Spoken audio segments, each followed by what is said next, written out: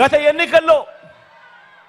ఎన్నికల్లో వివిధ కారణాల వల్ల ఇతర పార్టీలకు ఓటు వేసిన వారిని కూడా ఆలోచన చేయమని కోరుతా ఉన్నా.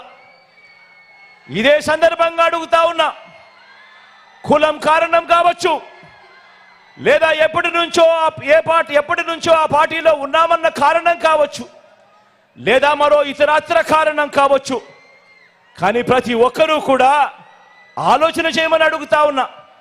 వాళ్ళను కూడా అడుగుతా ఉన్నా, ఆ అన్నలను అడుగుతా ఉన్నాను, ఆ అక్కలను అడుగుతా ఉన్నాను, ఆ తమ్ముళ్ళను కూడా అడుగుతా ఉన్నా, ఆ చెల్లెమ్మను కూడా అడుగుతా ఉన్నా, ఆ అవ్వలను ఆ తాతలను కూడా అడుగుతా ఉన్నా.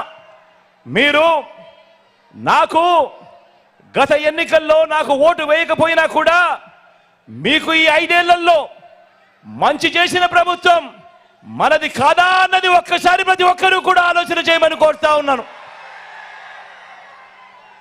మీ ఇంటికి వచ్చిన పసుపు నాయకులు, గ్లాస్ నాయకులు అబద్ధాలు చెప్పవచ్చు, కానీ మీ కుటుంబానికి మీ బ్యాంకు ఖాతాల్లోకి మీ చేతికి గత 55 నెలల పాలనలో జమ అయిన చేతికందిన స్కీముల డబ్బుల వివరాలు మీకు నిజాలే చెబుతాయి అన్నది ప్రతి ఒక్కరూ కూడా గమనించమని కోరుతా ఉన్నా.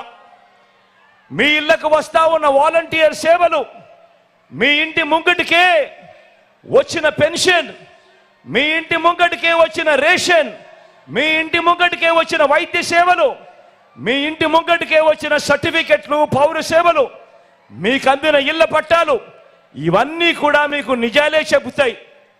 మారిన మన గవర్నమెంట్ బడులు, మారిన మన పిల్లల చదువులు, గ్రామంలోనే వైద్య సేవలు, మారిన మన వ్యవసాయం, ఇవన్నీ కూడా మీకు నిజాలే చెబుతాయి. అందుకే చెప్తా ఉన్నా, మళ్ళీ ఆలోచన చేయండి. ఎవరి పాలనలో మీకు మంచి జరిగింది, ఎవరు ఉంటే మీ బ్రతుకులకు మంచి జరుగుతుంది అన్నది ఆలోచన చేసి నిర్ణయం తీసుకోమని ప్రతి ఒక్కరిని కూడా కోరుతా ఉన్నా. ఈ ఎన్నికల్లో ఇంటింటికి మంచి చేశాం కాబట్టి, ఈ ఎన్నికల్లో ఇంటింటికి మీ బిడ్డ మంచి చేశాడు కాబట్టి, మీ బిడ్డ ఒంటరిగా బయలుదేరాడు ఎన్నికలలో యుద్ధానికి. అందరినీ మోసం చేశారు కాబట్టి, చెప్పుకునేందుకు ఏ మంచి లేదు కాబట్టి కూటమిగా వారందరూ కూడా ఏకమయ్యారు. మీ బిడ్డ ఒక్కడు, నక్కలు తోడేళ్లు అనేక మంది. జరగబోతా ఉంది కురుక్షేత్ర సమర యుద్ధం. సిద్ధమేనా?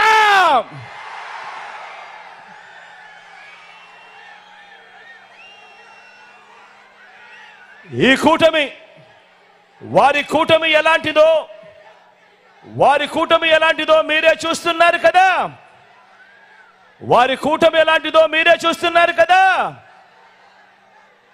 ఆ కూటమిలో అది వ్యక్తిత్వం ఉన్న పార్టీలు కలిస్తే ఏర్పడిన కూటమి కాదు.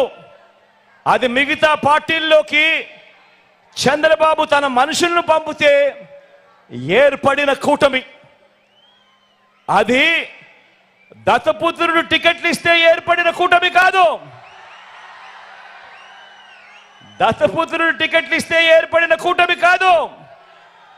దత్తపుత్రుడికి ఎన్ని టికెట్లు ఇవ్వాలో, ఆ టికెట్లలో ఎవరు పోటీ చేయాలో, చివరికి ఆ ప్యాకేజీ స్టారు కూడా ఎక్కడ టికెట్ ఇవ్వాలో కూడా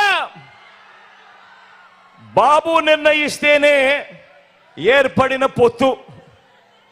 ఆలోచన చేయమని అడుగుతా ఉన్నా. బాబు ఆ ప్యాకేజీ స్టార్ను నువ్వు భీమవరం అంటే భీమవరం, గాజువాక అంటే గాజువాక, పిఠాపురం అంటే పిఠాపురం.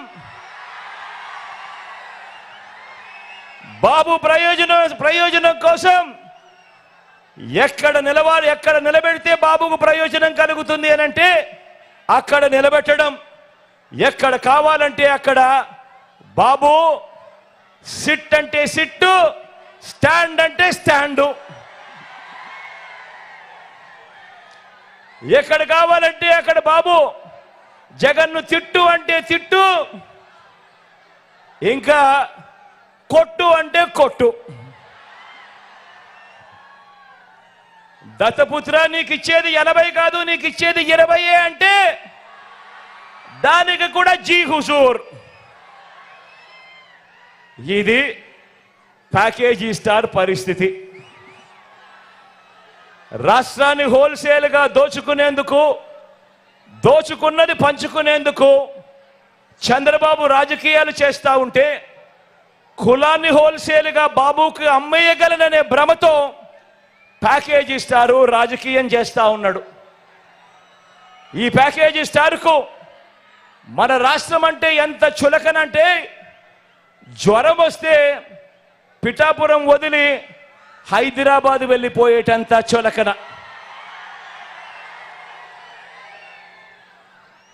ఇంతకుముందు ఈ ప్యాకేజీ స్టార్కు పాలకొల్లు, భీమవరం, గాజువాక 3 అయ్యాయి. ఇప్పుడు పిఠాపురం 4వది. ఏ ప్రాంతమైనా ప్రేమ ఉండదు, ఏ ప్రాంతమైనా ప్రేమ ఉండదు. ఈ మ్యారేజ్ స్టార్కు ఏ భార్య అయినా ప్రేమ ఉండదు. పెళ్ళిళ్ళే కాదు, ఇప్పుడు నియోజకవర్గాలు కూడా 4 అయ్యాయి.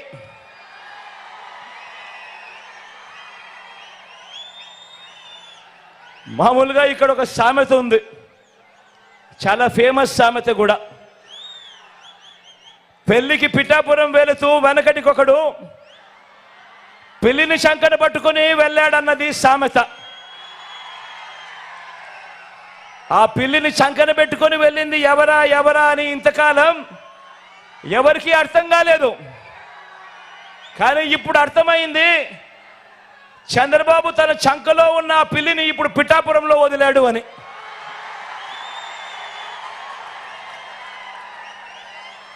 ఇది గాజు గ్లాస్ పార్టీ పరిస్థితి. ఈ గ్లాస్తో గటగట తాగేది బాబు, ఈ గ్లాస్తో గటగట తాగేది బాబు. దాన్ని తోమి తుడిచి మళ్ళీ బాబుకు అందించేది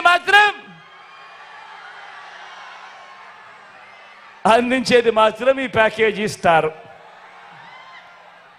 ఇక ఈ కూటమిలో వదినమ్మ గురించి మాట్లాడదామా?